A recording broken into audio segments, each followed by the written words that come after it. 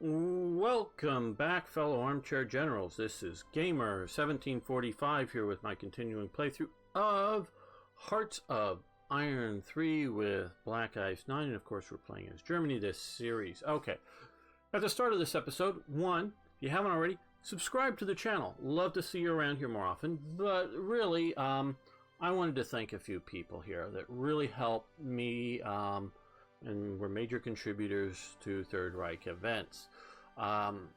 George, 1941, great guy, contributed a lot on Czechoslovakia, and he continues to this day willing to do research for me on Czech and others type events. He can contribute massive amounts of Czech, German-Czech events, but don't just think that they're Czech. It's like the Wilhelmshaven reorganization was one that came from him, and in the last episode they had the German-Yugoslav trade treaty came from him. Massive contributor as well. And I also want to thank Pavolini, another big contributor. The biggest contributor for Italian events, Italian-German events, but also some just German events as well too. So big thank you to Pavolini. And I really especially want to thank Vlad Virgil 96. He no longer helping out, but helped a lot out with again German events, but also Romanian and others. The main person responsible for dealing with the if Romania surrenders and Germany's not doing well, you know, Finland and Bulgaria and Hungary and whatnot are leaving the Axis, that whole sort of chain of events, as well as a lot of the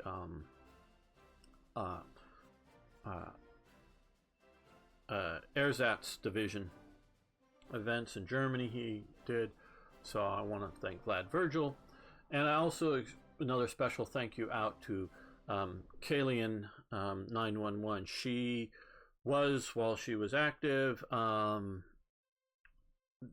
English and German text editor. Every writer needs an editor, even someone like me who's just writing events. So while she helped out a lot, getting everything polished up, the writing a lot better, and contributed not really so much to events, but just getting that. And she was a big time Hearts of Iron player, which is, for the word she in there is very few. And also noticed she did some reenacting too. One shared a picture of me of her cannon, or her group's cannon, you know, an 18th century full-size cannon. Pretty cool. In Germany. So just wanted to thank some of the people that really helped make Third Reich events what it is. So just wanted to do a big thank you out to those people who contributed to it.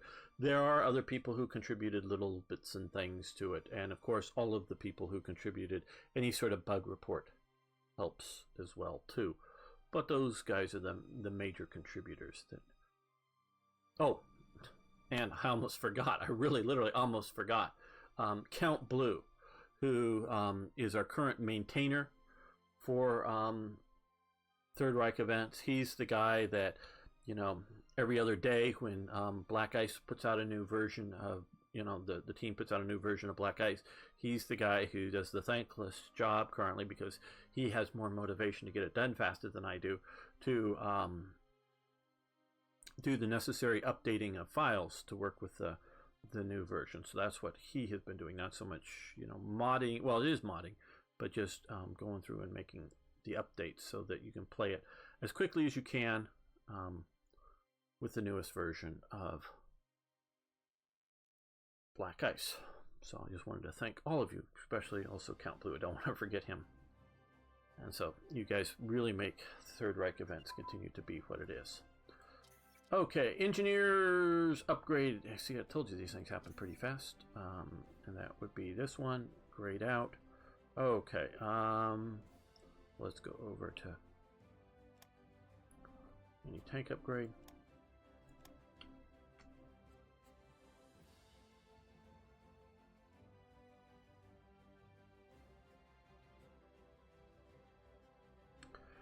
And Third Reich Events has been downloaded tens of thousands of times. Now, from my stats, I know that whenever I put out a new version, within the first 48 hours, there would be somewhere between 400 and 600 downloads, at least when things were sort of before Hearts of Iron 4 came out. So those are mostly, at least, repeat downloads. You know, they're just grabbing the latest version, the first day or so it comes out. But other versions that, were able to be out for 3 or 4 months before a new version came out would get to 5,000 plus downloads. So most of those would be, new downloads or different, individual people. And I do know from reading different things, there's still a lot of people playing Black Ice 9.0 instead of 9.1.1. And so I do know from people playing long games that with the multiple versions coming out every 3 or 4 months back in the day, people would skip 2 or 3 versions, even if they're, completing a game and coming back and getting the next version, they'd be skipping it. So many thousands of people have enjoyed all of these people's work, and I just wanted to make sure they get a little more recognition since so many of you have played what they've contributed to. Okay, mass events advanced. Great. That's good. We get to have bigger, better party rallies. Here we go. Take that off. And that frees up a little bit. Let's see. Any more infrastructure? 1936 seaport capabilities. We're going to do that. Manpower increase. Cost a little that. And mentioning Kaylee in 911. Here's the one thing that she really went above and beyond the call. I had probably about a third of this, maybe copied mostly like from some Wikipedia type entry, but she went in and rewrote it and went into it because I guess her father or somebody didn't work on this train, but was, I don't think, but was involved in the railway industry of some sort. So she had a familiarity with it. So she went in and put it up there. So this, on May 1936, the Deutsches Reichsbahn, class 05, DR whatever, passenger, steam locomotive set a and start-stop speed record for steam locomotives. So that's like, I guess, starting from stationary to up there to stop over speed or something, one of the things. So yay for Germany, we get better railroads or better rail engines, and people like achievements by your country.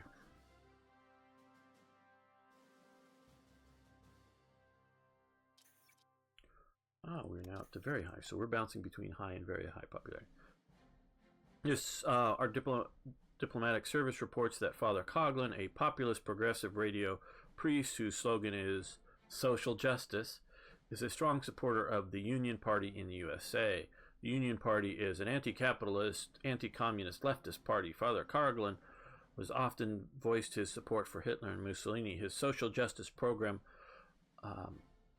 is a strong progressive National Socialist agenda.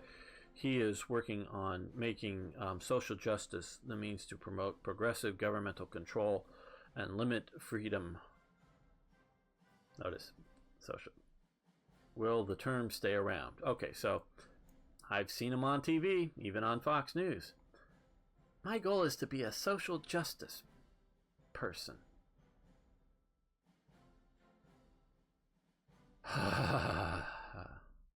And these are like, well, I recently saw her as one of the main sort of news hosts, though I think she's more of a commentator on Fox News. So if you think Fox News is all right wing, no, she's what is it?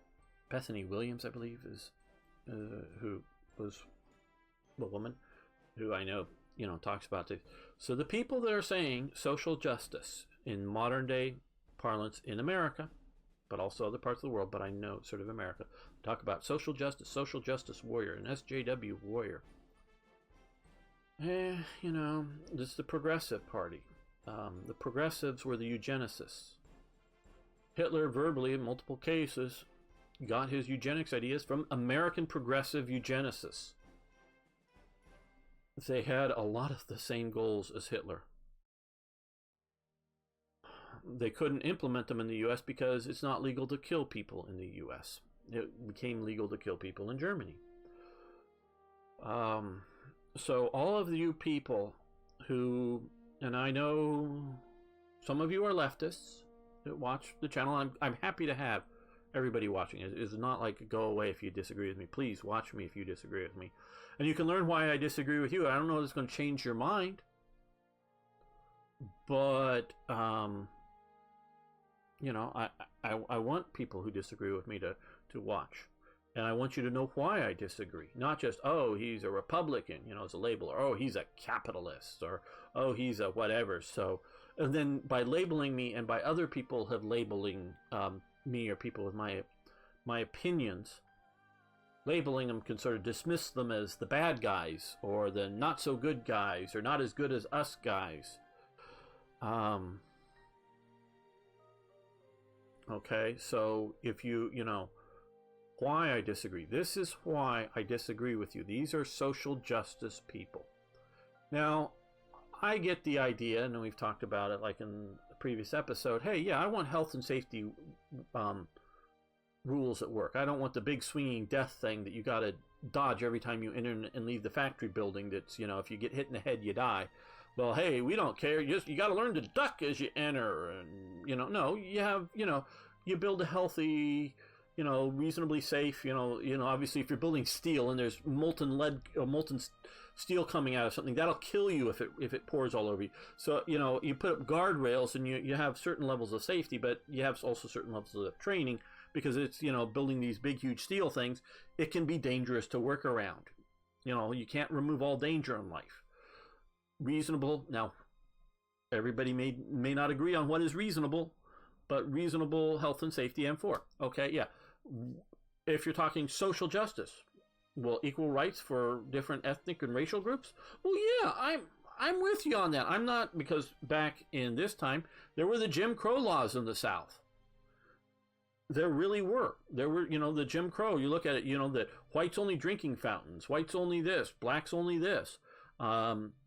In the South at this time, this isn't Nazi Germany. This is Freedom First America that had all of this laws in many states, and even in places like Chicago or something, because talk about it, sort of the uprising, I think it was in Chicago, that they had to send in the troops during World War II because they started to let blacks work the trolleys or the trams or whatever, one of the public transit system, because basically the public transit people only hired white people. And even though there were a lot of black people living, you know, that had moved north and into the industrialized Chicago and working in various industries in Chicago, the transit system was not hiring any black people. And when they sort of forced them to hire black people, they went on strike and whatever. And so then they brought in the army because they had to get the people from their homes to their work to the armaments factories for the middle of World War II. So they weren't quite going to shoot you if you didn't show up to work, but they were going to send armed soldiers with guns to your home to collect you and put you on your tram, even though they're also hiring black people to do it, so that you make sure everybody gets to work on time, you know, meaning putting basically martial law in to deal with in Chicago, in northern Illinois, the state that Lincoln came, you know, from. So, you know, there's, yeah, so, you know, again, what are you talking about? So we can talk about equal rights and helping that out, and I'm all for that. But when you look at who these social justice slogans are, the Union Party, which you have up here, Lemke and O'Brien, these are people running from the left of FDR, because this is during FDR's time. They don't think the FDR's Democrat New Deal is going far enough. These are the social justice warriors. They didn't use the term warriors. Now, of course, they're anti-communist leftists, meaning that they, with their vision of things, They believe in private ownership. So they're not going down the socialist path. At least that's my understanding of Coughlin. So this is why he likes Mussolini and Hitler, because they allow private ownership under their two ideologies, National Socialism and fascism. But they're also anti-capitalist. So they don't want capitalism. They want National Socialism or fascism or a similar sort of non-capitalist, allowing private ownership, but non-capitalist economy. So that's what they want. These social. Now you go, well, I don't want that. Okay, yeah, but who are the people behind the people pushing modern social justice? They lie to people. And of course, obviously, Father Coughlin doesn't like is anti-communist because, hey, he's a father, he's a a Catholic priest, and is anti their atheism, if you will. They're anti-religious bias in there. So, but is a strong progressive National Socialist agenda, and so that is what is still being pushed in America. And these leaders from these parties, and they I'm not saying their positions are exactly the same as they were back then, but these are the types of viewpoints, and these are the types of people that lead to what we're seeing here. Now, they didn't get very far in the US, but they do. So I understand when you believe various people, like I say, who do watch this channel, who for some reason believe people shouldn't be paid, dislike income inequality. I love income inequality. I am happy that Bill Gates gets paid $1 billion a year, or Elon Musk gets paid $1 billion a year, or whatever, he paid or makes or whatever a year, and he has enough money to, I want to put my car that I built into space. Yeah, let's just do it for fun, dude. And not just put up a working satellite. I'm just going to put my car up into space, and you get to watch it fly through space, playing Rocket Man, on the audio player, no longer CD, but looping Rocket Man as it goes into space. Okay, I am all for that. And the person who is the president of my company or somebody else's company, I don't care if he makes 1,000,000 times an hour what I make. That doesn't matter, so long as people are basically making a working wage. See, again, I'm not an extremist on anything. At least I don't consider myself so. So it's okay, if you're going to pay a high school student, his minimum wage should be less than mine, because it's presumably a part-time job or a summer job that he's working, doing something. Could be working in a car mechanic shop, but hey, you get to hire some extra labor, and he helps out a bit, and he learns a trade. So you can have a minimum wage for people under 18 or people under 22 or whatever, and have a higher minimum wage for other people. And then once you get over, 65, you can have a lower minimum wage if you want to hire some retired people to do some sort of retired person's job, and not have the same things. And, so if all you're talking about is, various social safety nets, I understand, and to a degree agree with you. Again, you're probably taking it much farther than I would, but I don't entirely disagree with that. But that is not who these people who push the ideology really are at their core. That is where I think and see the difference, is that these people that push this social justice stuff, and there's one, and I'll call her a girl because she's not that old, has a really nice Twitter account that deals with sort of women's history facts. And I follow her on Twitter, and she almost daily tweets something about women's history. And I'm sure she would consider herself a social justice warrior. Periodically says, "Take that, patriarchy." But she also publishes a lot of little history bits about women, but it's about history, and that's good. That's why I follow it, not because it's about women's history, it's because it's about history. And I've tweeted her back a few times, and sometimes disagreeing with her, and I'm always very pleasant. And one time she would, oh my God, this woman who did all this stuff, man, they should make a movie about her. This is again, I don't know her age, but I'm sure at least high school, but she could be college or later, I don't know, but she's young. They should make a movie about this woman who did all this stuff. Her life would be fascinating. I'd love to see this movie or whatever. But it was a longish tweet, but it was that kind of thing. I tweet back, yes, they did. The woman she was talking about, Mata Hari. She didn't know who the hell Mata Hari was until she found it in some women's history thing. And, she's a Twitter historian who's educating us about history. She didn't know who Mata Hari was. She didn't know about the Sylvia Crystal movie about Mata Hari, which is sort of famous, or the Greta Garbo movie about Mata Hari, which was very famous back in the day, or the others. And I tweeted out a couple of the images, stills, and here's like 3 of the movies, that were made. But even before the I think it's Greta Garbo. I'm pretty sure Greta Garbo. Yeah, Greta Garbo, the Mata Hari.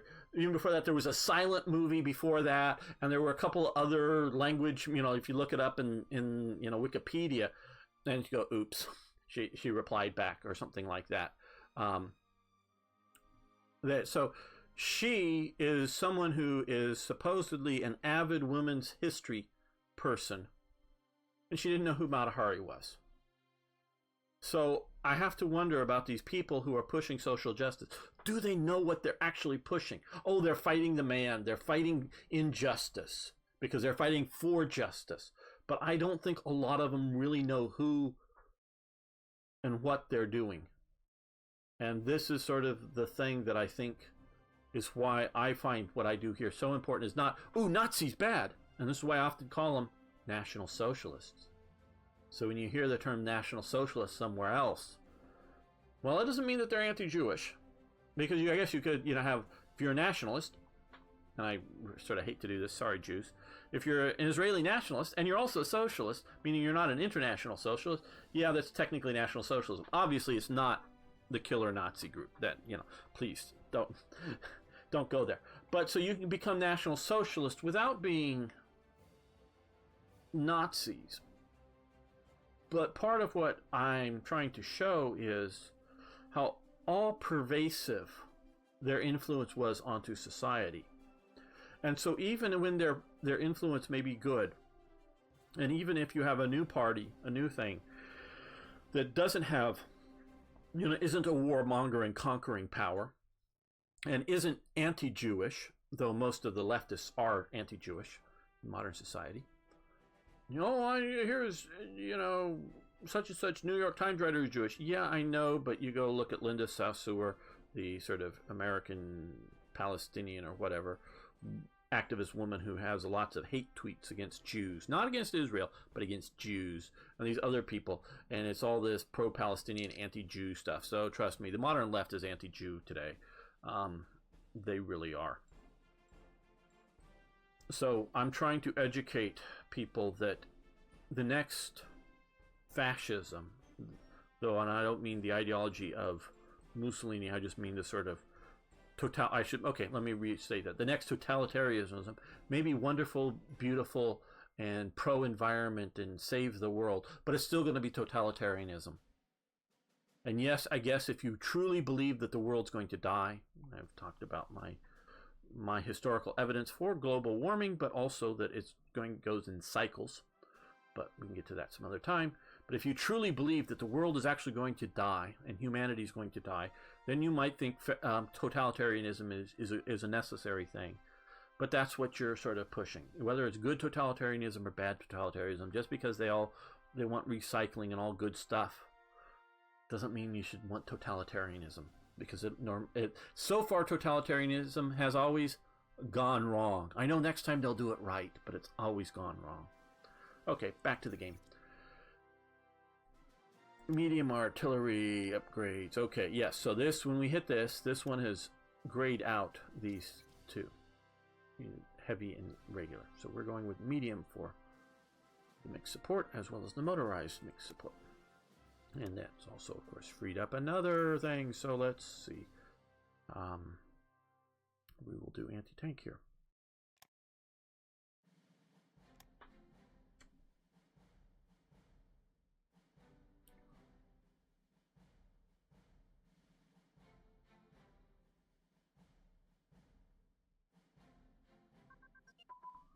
Okay, basic education has advanced. That is good. Which allows us to switch to advanced education. Yay! It'll probably give us more education bonuses shortly.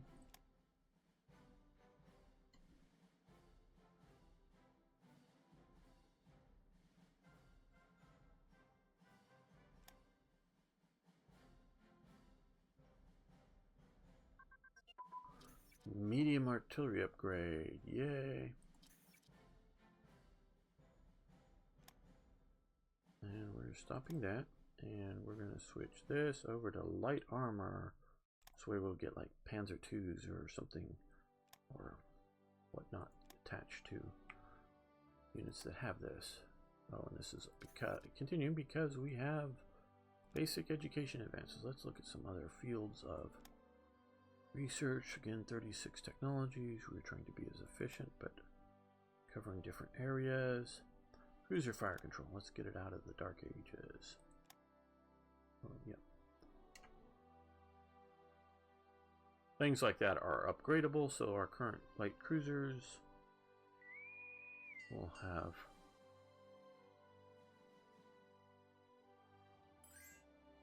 improvements.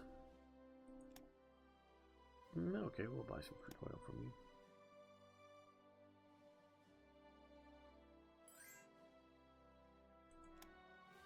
No, thank you. Romania.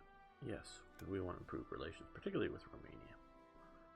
Get them into the Axis. Wonder if we get them into the Axis early enough, they won't lose their territory.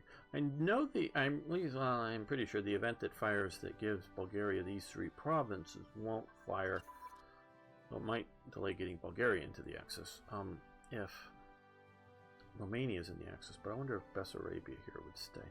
Just give us, you know, a couple provinces further deeper to our offensive. Anti-tank upgrade. Okay, that's grayed out. Anti-air.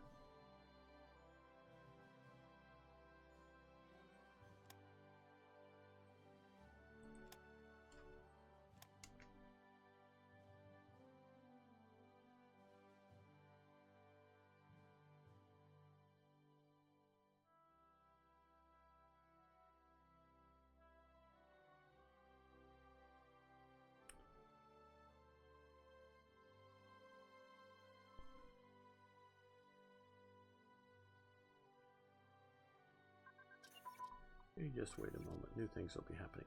Okay, motorized engineers. That's good. And of course, we don't have anything there yet. Well, let's come back up over here. So we've got those 4. Those 2 up there for 36. We do military police, but let's... I don't know if we're going to have any heavy... It does help heavy transport, but we can let those slide for a little while. So most of our tactics are pretty good, except for our nav tactics here.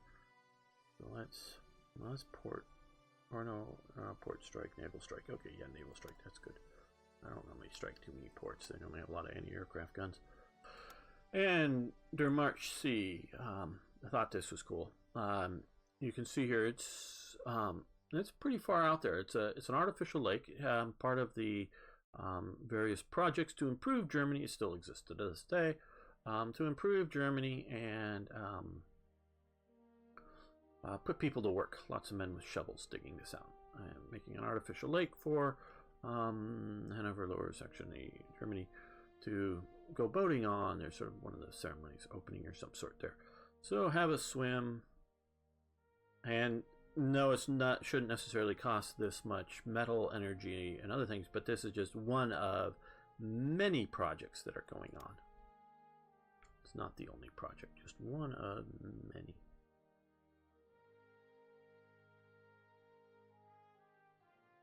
I like to use a few significant things like that to represent other stuff. Okay, submarine torpedo advances. I don't know if that grays out or not. Yes, it does. Torpedo tubes. So, Okay, we're doing good with subs. Look at capital ships. Yes, carriers, we're doing just that basic there. Transport, that's 37. So, we'll do light cruiser armor. And, oh, anti-tank upgrades. Let's do that. See if there's any more that we should be doing here. No, there isn't.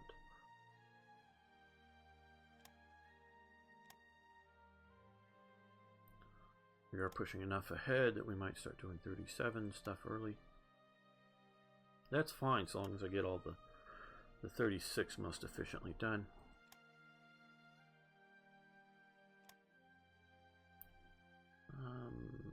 Yeah, we'll do incendiary bombs.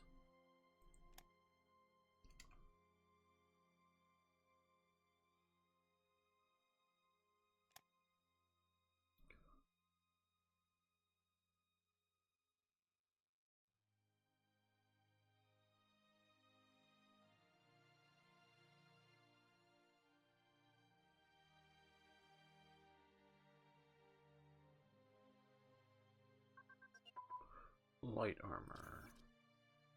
Okay, that's done. I know. Oh no, it isn't. It's still go forward, so we want to stop that because that's too far forward. I'll consider 37. I'm not going unless it's something super uber that I think I need to have. Going to push that far ahead. It may happen, but it's going to be rare.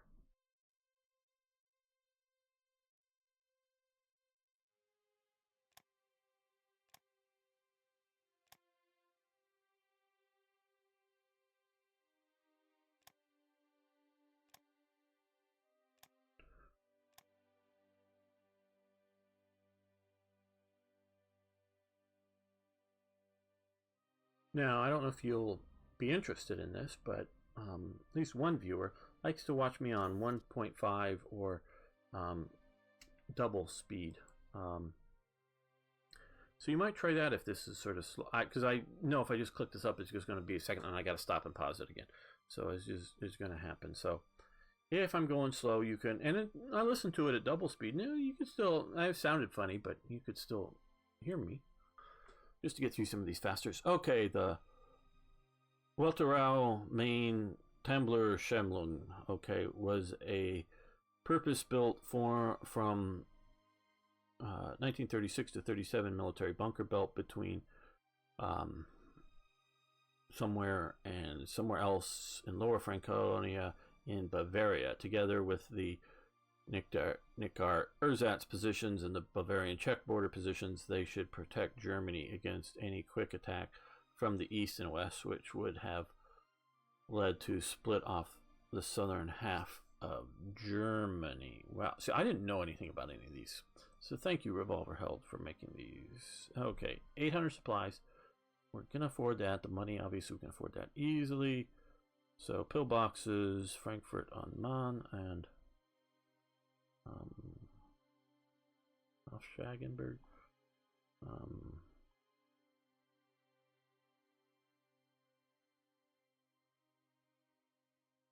Where the hell is this? Is this over here?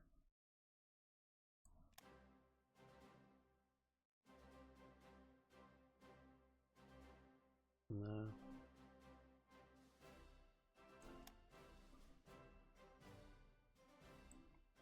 Just curious to learn where these are. Sorry if this is slowing things up too much. I mean, obviously we can decide to take to lose one popularity if we want to, but I know there's 2 Frankfurts. Hey, you know, we do that in the US. We repeat English city names in each state almost. I'm confused. Let's click over to this because that will. Frankfurt's, I think, are industrial cities. No, okay, here's Frankfurt on Oder. So the other one's over here somewhere. I think we did sort of talk about that. I was sort of expecting it right along here. Yeah, I know you guys. Okay, here's Frankfurt on Main. Right? On Man. Right, so there. and Auschackenberg. Okay, so it's here and here. We get to have some interior fortifications. Okay, cool. They don't show up on the map. They show up here because the fortresses are there. Okay, well, they're better fortified. Not that I'm hoping to lose that badly, but you guys can decide to take the hits if you want. I'm partially doing it just for the immersion and the good storytelling TV that we're making here. Okay, monumental architecture advanced. That is great. Here we go. Stop that. Okay, so that, yeah, freeze up that. I don't think anything here we want to do, but just looking.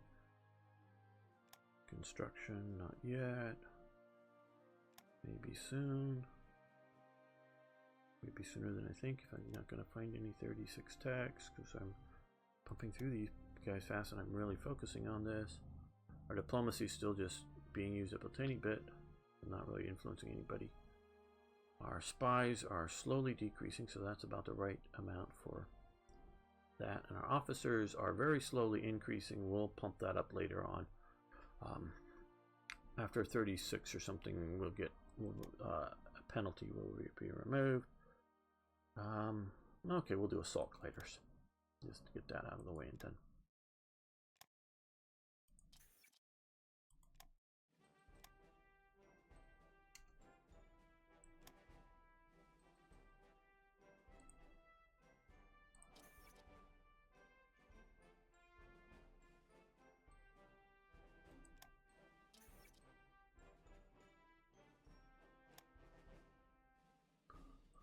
Okay, Italy has annexed Abyssinia. The war is done here now. Okay. Anti-aircraft has now been upgraded for the multi-support, and I just want to make sure that, yeah, it is grayed out. Okay. Escorts, 37 for everything. I'm about ready to start doing 37 technologies. Yep, let's get, not that there is 36, but all the significant ones are done. So we're going to start with the Air Force HQ. Get some of those on the map.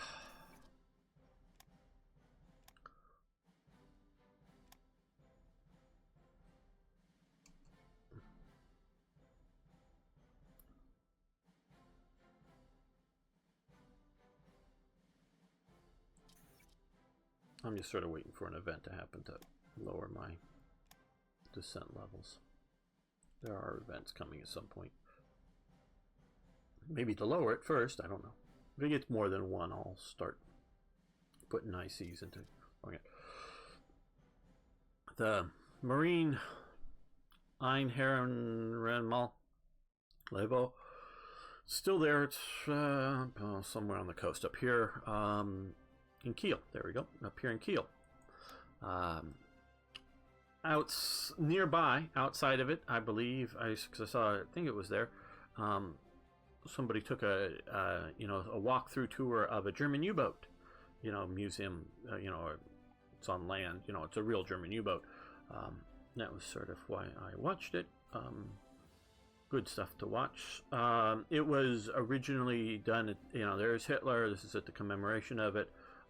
Nazi flags and such, but it was built in commemoration of the World War I dead. Now it commemorates other German naval losses, World War II kind of thing. So, Naval Remembrance Memorial.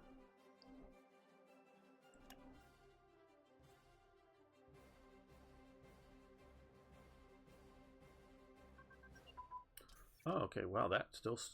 Because this is why some of these, I believe, don't ever show up anymore, is because they've just gotten too long, too many units, and too much effects. Like some of these have multiple lines to show up. But we got to see that one. Improved security units. Okay, good. We like improved security units. That is.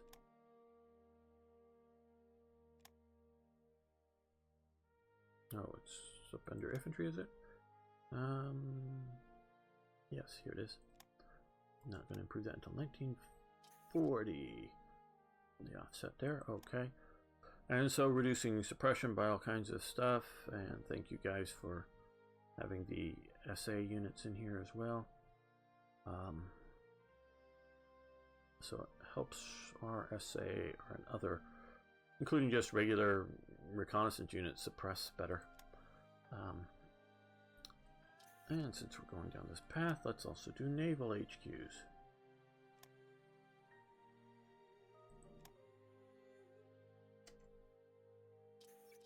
Oh, you're jumping up.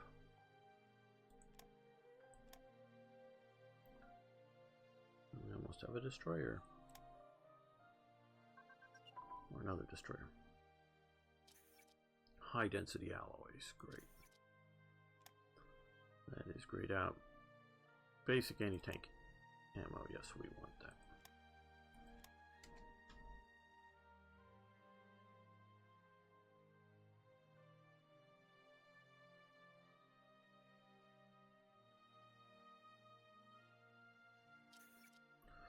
Oh, we're back down to high popularity, but that's all right. Okay, now this is from TRE versus the other building projects we've seen.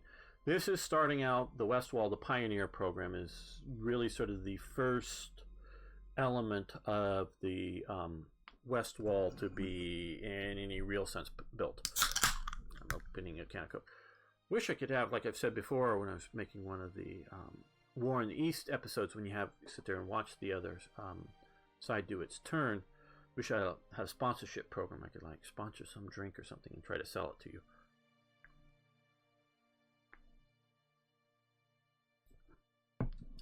So if you know a company that wants to sponsor YouTube channels, let me know. I could open a Coke or something like that and tell you how great it tastes. And believe me, doing things like this, because they've done studies and did it way back, I don't know whether it was in the 30s or the 40s or something, in movie theaters, that putting into intermissions, if they put up an intermission, short movie kind of thing, put into, a bunch of them, that talked about how great their popcorn was or something like this. They saw a marked increase in people getting up during the intermission. They used to, have one movie and then have an intermission and then a second movie. People getting up going during the intermission to get snacks. And so when they didn't have any sort of snack type brief movie commercial, if you will, fewer people went up and got snacks. So if you don't think you're being influenced by advertising, you're wrong. And so people, think about violence in video games, and obviously I play violent video games, but you'll notice, and I've never played it, and not that I wouldn't ever play it, but I would never make a series of something unless you're gonna, I don't know how much you have to pay me to sell out, but I have no plans of ever playing Grand Theft Auto. I'm not going to play violent games that are socially irresponsible.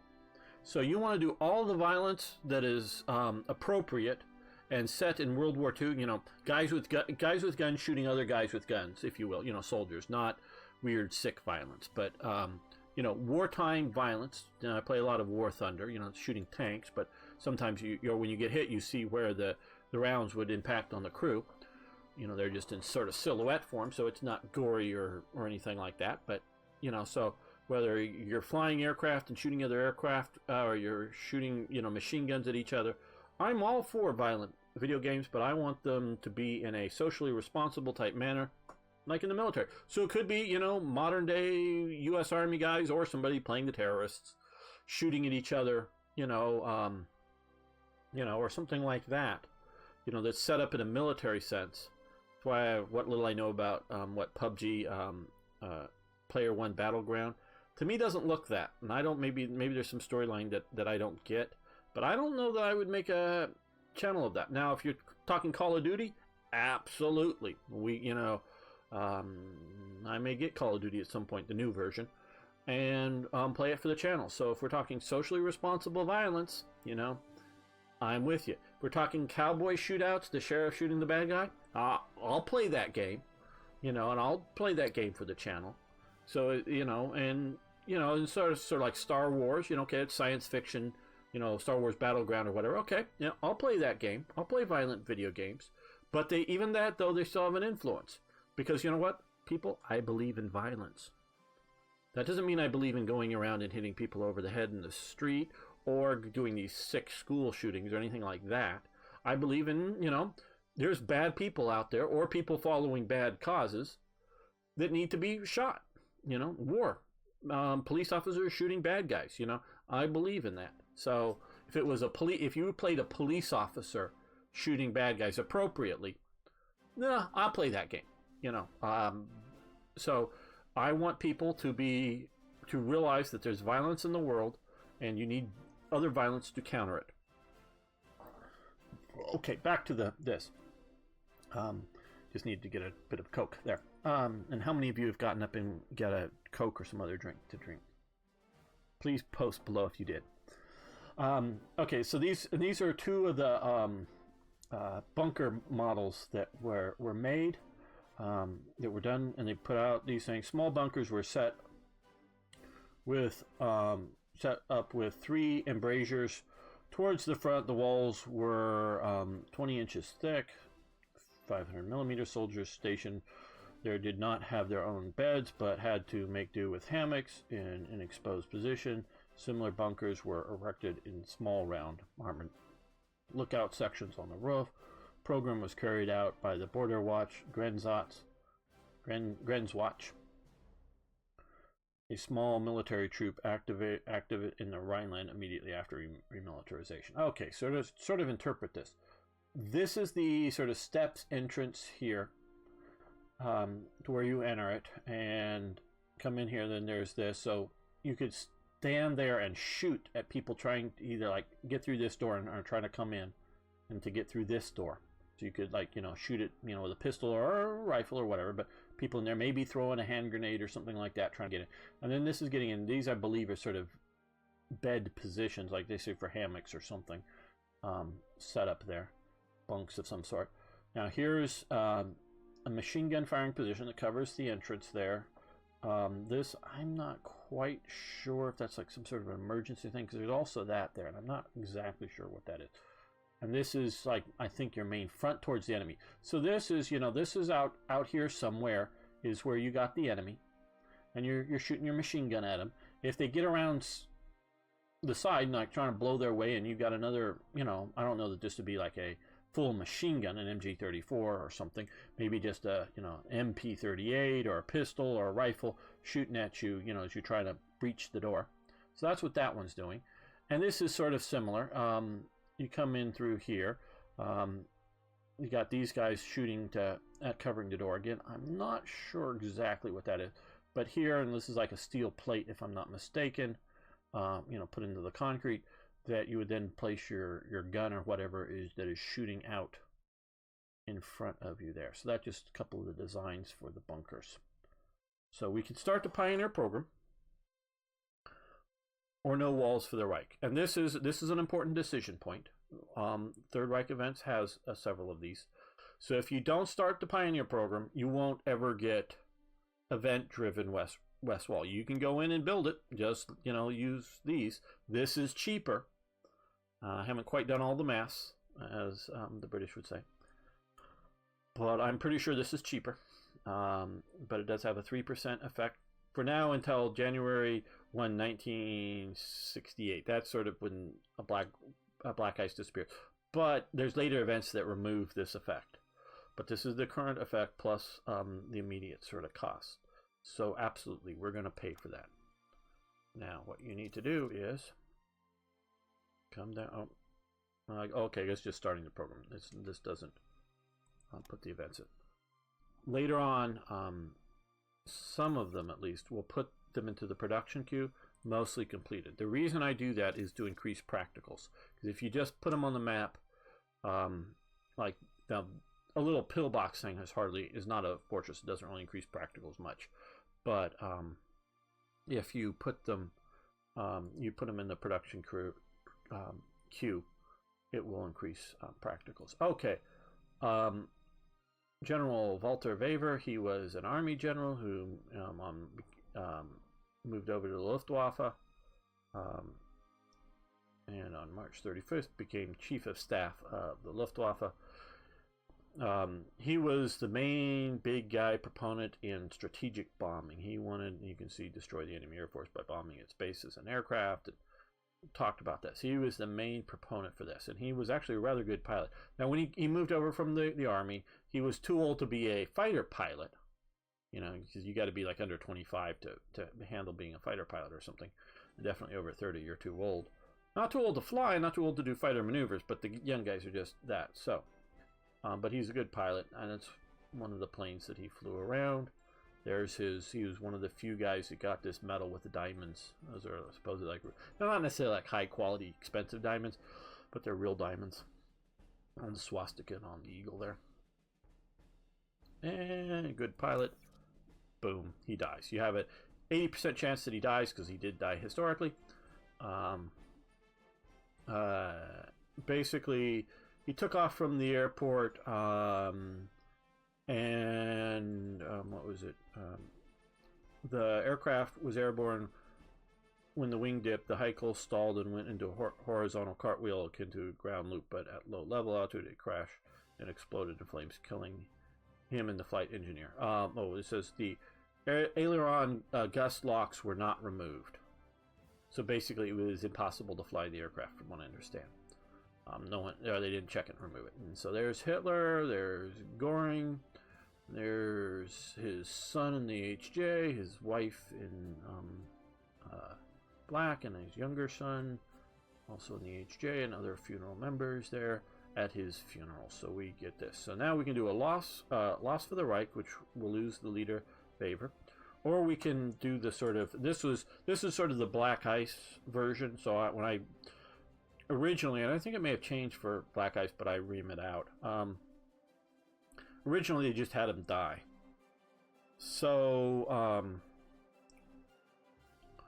you can have him live or die. I mean, you can have him die or focus heavily on tactical bombers. I don't think it keeps us from researching on heavy bombers or something. I think it was an old version. I think it did. So we're gonna focus on tactical and dive bombers. So let's see what we get here. We still lose him, but we're gonna gain a bunch on. Okay, well, twin engine bomb bay, crew gun, and I want to see what this is. An airframe research. Okay. Twin engine airframe research.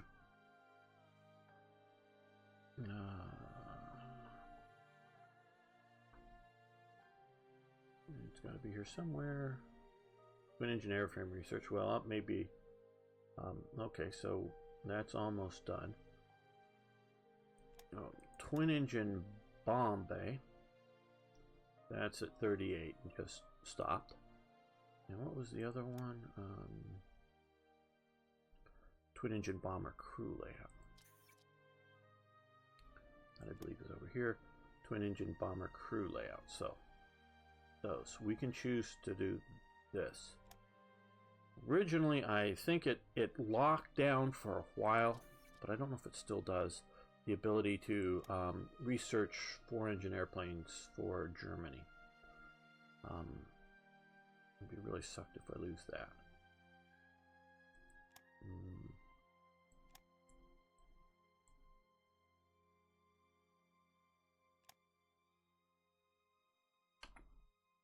Safety save. This version of the game has been so stable. So we're going to focus on these. Now let's come back and look at some of these here. Okay, we can still research these. Obviously we can't do this right now. And if this is, oh, here we go.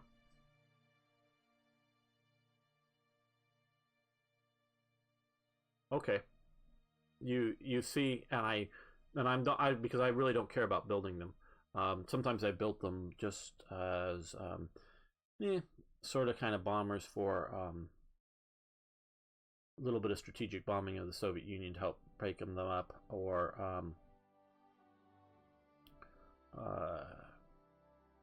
get practicals for 4-engine transport planes. And I can go in and edit it if I really get pissed off at it for some reason. But notice it says does not have country flag tax. I think that may have been set by this. I'm not absolutely sure. Obviously, we can't do this now because we do not have heavy bomber prototypes.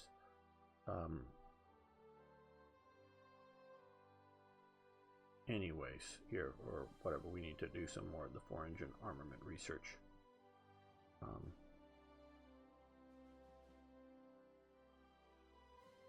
Or something, yeah. Or aero engine here, or whatever. We got to do some more of this stuff anyways. We can already build them, though, I do believe.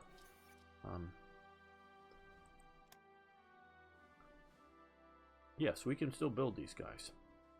But I don't know if we can do that. Okay, so back to this. I hope you're interested in this. Just seeing what's going on here. Okay, so notice this is jump to 3 from that. So, but we're...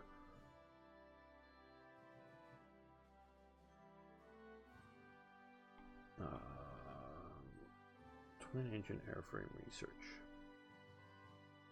It's here, just twin-engine airframe research. Okay, we're going to let this go because, see, this is looking, because it was 300, it was mostly filled up. So we're going to let that one go. This hasn't moved, has it? Twin-engine bomber crew layout. That hasn't. Okay, well, let's invest in our schools of war. All Wehrmacht officers in World War II had to pass through a Kriegsschule during their training. The Wehrmacht had 5 Kriegsschulen at Potsdam, Dresden, Munich, Hanover, and after Auschwitz, Wiener Neustadt. The officer candidates known as Verheerjunkers undertook an extensive 8-week course aimed at giving them good knowledge of basics of command, and after completing the course, the officer candidate moved off to his chosen Truppenschule, or branch of service. Okay, good. Now we also, did we get a, it said it had load a, no, not in the production, prototypes. Well, it's here, presumably. Okay, that I think is it.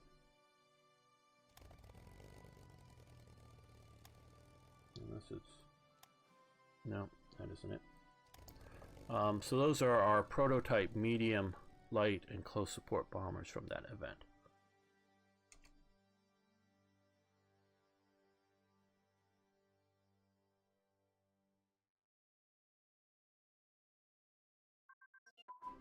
Okay. Twin engine airframe research, but I want to go back and look at that. Let's start that. Oh, well, see, here we go. Because remember, that was just barely started. So since we hit that, we are more than halfway done with it. We're going to stop it now, though, just too far ahead. So it did help it. And so here, this here is also more than halfway done. So we got that. So we got this now, and so that is still being researched here. Oh well, twin engine bomber. We're gonna. Oh wait a minute. No, we wanted twin engine.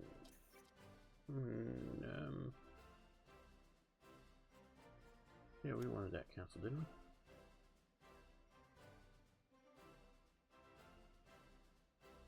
Or did I just cancel? I'm not even sure. Twin engine airframe research. So we have that canceled. That's not going. We don't want to go that far forward with some of these. Okay, so it did give us a bunch of bonuses. Yeah, that was this one, twin engine bomber crew layout. That's right. Okay, so we don't want to, but it does, like I say, give us this big, huge benefit for once we get into at least 1937, but probably 38. It'll zip through that fast. Okay, now. Still, we need to do the aircraft tanks. Well, let's look here for 37 technologies. These are all 38s or ones we're still researching. Yeah, might as well do these things early. Get them done. And submarine periscopes has advanced. Is that? That one's grayed out. Okay. Okay, that's good. Road network. That's from some of our other stuff. I think the Autobahn events.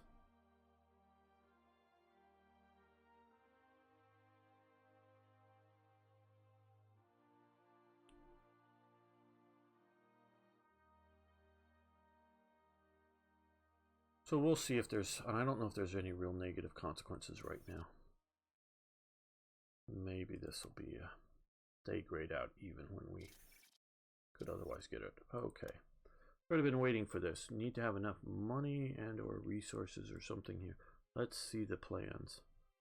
This is new monumental buildings. And okay. Tag der SA group in North Sea. Tag der is day of for you non-German speakers like myself. The day of the SA group North Sea in Bremen. Where Bremen's up in here, isn't it? Oh, that's Seton. Bremen's around here somewhere. Sorry, guys. I don't know. Maybe it's not a provincial name. It's more of a city name. It's around here somewhere. It's on the coast. But the SA had a really fairly big, and we'll get into more of it, sea element. And this is where there's lighthouses and all this stuff, and this is, they're having a day. They had many of these, not just this group, but the SA all over had many of these, and these are, you're just going to see the few that I found posters and photos of, and tinnies, sort of cheap badges. They'd sell these tinnies for, you know, I don't know, the equivalent of 50 cents, but they cost like 10 cents to make or something, and people showing up to the day would buy them, so it's a sort of a profit making, and you can wear the badge for the day and whatnot, and you sort of save it as a memento. Just giving you a little insight. And so lose some supplies for doing this, but all of these accumulatively are helping increase the popularity of the NSDAP and recruiting manpower. Okay, now this is getting into the stuff I've looked into very early on, was National Socialism and Fascism in Switzerland. So Horus was their version of Heil. This is the Schweizer National Front. Switzerland banned foreign political symbols, which included communist and Nazi symbols. So they had to stop using the swastika. So they used this sort of version of the Swiss flag with the cross going all the way to the edges. And then they used sort of the cross with this mace symbol in it. This is one of the leaders. The unit never got really big. Oh, so we've got our destroyer. Let's give that to the Kriegsmarine. Give them an actual destroyer group or whatever. And like I say, the Swiss Nazis and fascists never got big enough to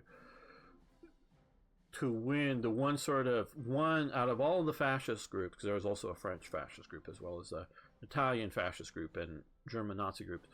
One Nazi group got one guy in parliament for a few years. That was it. So that tells you. Now that doesn't mean they aren't polling in certain provincial elections. I don't know, 20%. You know, in some of the races, but they were only able to win in one national parliamentary seat. Again, they might be having city council member or two here and there. The different groups, especially the fascists in the Italian-speaking region, but even there, they did not get fascist members into parliament. They weren't winning that well, even in the Italian-speaking region. So Yeah, they were a minor party, but a significant minor party, if you will. Okay, we would give them energy. Sure, we can do that. We're worried about that and steel, but we can do that. Improve a little bit of money, improve our relations with Italy. Now, on that note, we're going to end this episode. I want to thank everyone for watching. I want to thank you for liking the video. And if you haven't already, please subscribe to the channel. Love to see you around more often. And, of course, please post questions, suggestions, ideas, comments, corrections if I'm getting stuff wrong. And I'm happy for you guys to post, particularly Wikipedia links to topics that I talk about, whether corrections or just additional information. It might have to take my approval. Sometimes it sees things as spam, but hey, even if you're a new person here and it's to a Wikipedia thing that's on topic, I'm happy to have it linked, because I do take these seriously as an educational element. So thanks so much. See you next time for more Hearts of Iron.